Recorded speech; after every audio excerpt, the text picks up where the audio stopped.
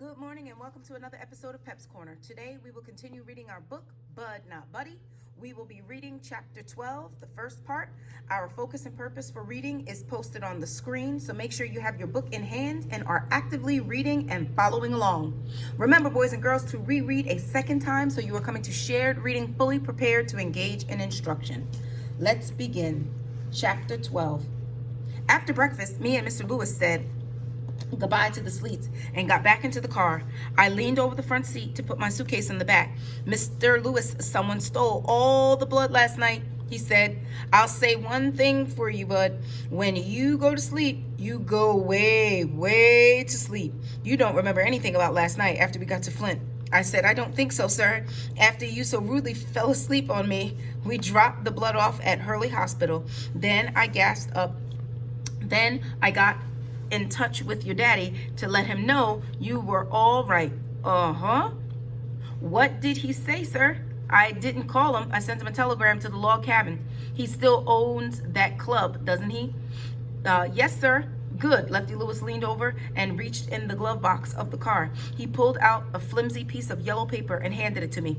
Across the top of the paper, it said in big letters, Western Union. Underneath it said, heck, stop. Bud, okay, in Flint. Stop. At 4309 North Street. Stop. Return 8 p.m. Wednesday. Stop. Lefty, stop.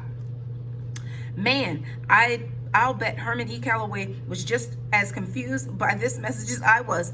I said, what does this mean, sir? Lefty Lewis said, when you send a telegram, the more letters you use, the more money you have to pay. So you try to keep your message as short as you can.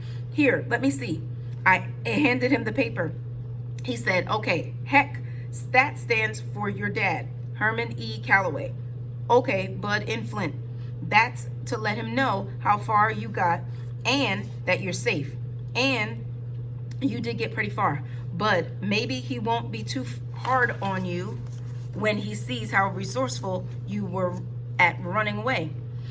I know I'd been darn proud of one of my kids if they've even gotten that far. But I used to offer them money to run, and they'd never take it. At 4309 North Street, that's my daughter's address. And return 8 p.m. Wednesday lets him know I'm bringing you home by 8 tonight. I said, what are all those stops, sir? He said, that's the telegram office way of saying period. It just means that the sentence is over. Lefty Lewis spent most of the day doing errands all over Flint. He made me promise to wait in the car for him. I was good and happy when he said, that's it, Bud, time to head home. We drove past that sign that said, welcome to Flint. On one side, when he looked up and said, uh-oh, suddenly a siren went off, sounding like it was in the back seat of the car. I raised my head up and looked over the seat out the back window. Uh-oh, was right. There was a Flint police car right behind us with the red light on top of his roof flashing on and off, and with the siren blasting. They'd found me. Shucks, this doggone FBI was just as good as the movies said it was. They were just like the real Canadian mountain police. They always got their man.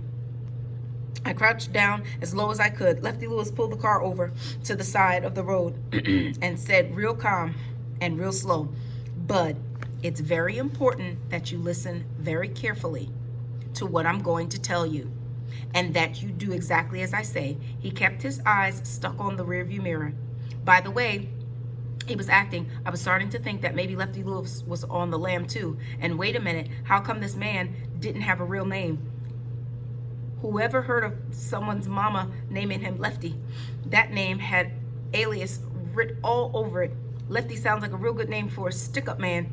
It seems like I would be real easy for Machine Gun Kelly to point at some poor slob and say, that's the guy that ratted me out, Lefty, finish him off. And what he just said about listening carefully and doing exactly what he said was number 8 of Bud Calloway's rules and things to have a funner life and make a better liar out of yourself. Rules and things number 8. Whenever an adult asks you to listen carefully and talks to you in a real calm voice, do not listen. Run as fast as you can because something real terrible is just around the corner, especially if the cops are chasing you. I stared at Lefty Lewis, keeping my fingers crossed that the next thing he said wouldn't be You'll never take us alive, copper. Instead, I said, Bud, are you listening? Bud. I had to play along until I got a chance to make a break. I said, yes, sir. Attaboy. First, close your mouth. Good. Now, I want you to take the box that is next to me and quickly put it all the way beneath your seat. I picked up the box that was about the size of a big, thick book and slid it under my seat.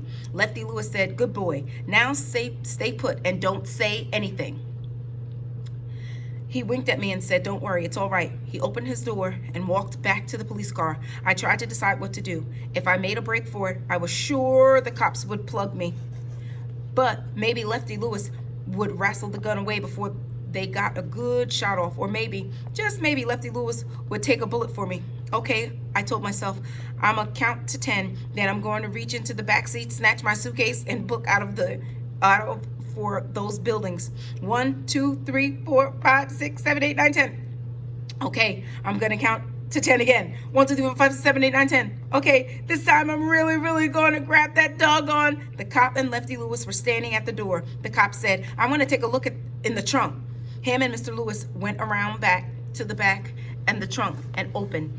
And I heard someone rumbling around in it. I heard a loud bang and nearly jumped out of my seat. Whew. It was only Mr. Lewis closed in the trunk. They walked back to the driver's door. The policeman looked in the back seat and said, what's the suitcase? Mr. Lewis said, those are Bud's things. I was visiting here in Flint, and I'm taking him home to Grand Rapids. The policeman looked at me and said, oh, your grandson? Huh? You two look just alike, Lefty Lewis said. Why, thank you, officer. I always thought the boy was unusually handsome. The cop didn't have a good sense of humor. He said, all right, you're free to go. We can't be too careful. I don't know if you haven't heard, but we're having a lot of trouble in the factories here. We've been stopping all cars we don't recognize. There have been reports that some more of those stinking labor organizers might be sneaking up here from Detroit. Mr. Lewis said, you don't say. The cop said, drive carefully. And he touched the brim of the cop hat, the way the cowboy in moving pictures does. Lefty Lewis got in the car, started it, and we pulled back out of the highway onto the highway. He made a scary face at me and said, Bud, this has really been a couple of lucky days for you. First, I have you from being eaten by some vampires in Owasso. Then you seem to have survived my daughter's pancakes. And finally, that police officer saves you from the feared and loathsome labor organizers of Detroit. You are truly blessed. Lefty Lewis was back to acting normal, but I kept wondering what was in the box he didn't want the cop to see. I said, what's a labor organizer, sir? Mr. Lewis said, in Flint, there are people who are trying to get uniforms in the automobile factories. Before I had a chance to get my next question in, Lefty Lewis said, I'm gonna save your breath for you, but I'll bet the next thing out of your mouth was going to be, what's a union, right?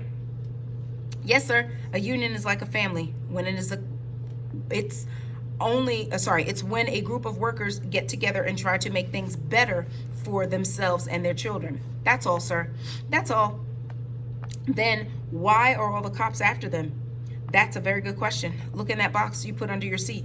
I pulled the box out and put it in my lap and looked over at Lefty Lewis. He looked back at me and checked the rearview mirror. Go ahead. I stopped for a second. Maybe there was a loaded and cocked pistol hiding in the box. Maybe Lefty Lewis wouldn't have shot it out with the cop if he tried to take us to jail. I started raising the top off the box, and just as I was about to open it, Lefty Lewis moved a lot faster than you'd think. Somebody's granddad could, and slapped his hand on top of it, closing it back tight. Uh-oh, maybe this was a loot from the bank that him and Al Capone had knocked over. Maybe Lefty Lewis would have to rub me out if I saw what was inside. Maybe I had known too much. He said, before you look, Bud, you've got to understand that what's in there is very dangerous. I said, well, sir, I really don't think I need to see it, sir. I think I'll just look out the window until we get to Grand Rapids. Or maybe I give a big fake yawn. Maybe I'll take a nap. He laughed and said, you're a lot smarter than you look, Bud. And you know, it would have been curtains for us if that copper would have seen what's in there. He tapped the top box. All I could say was, yes, sir.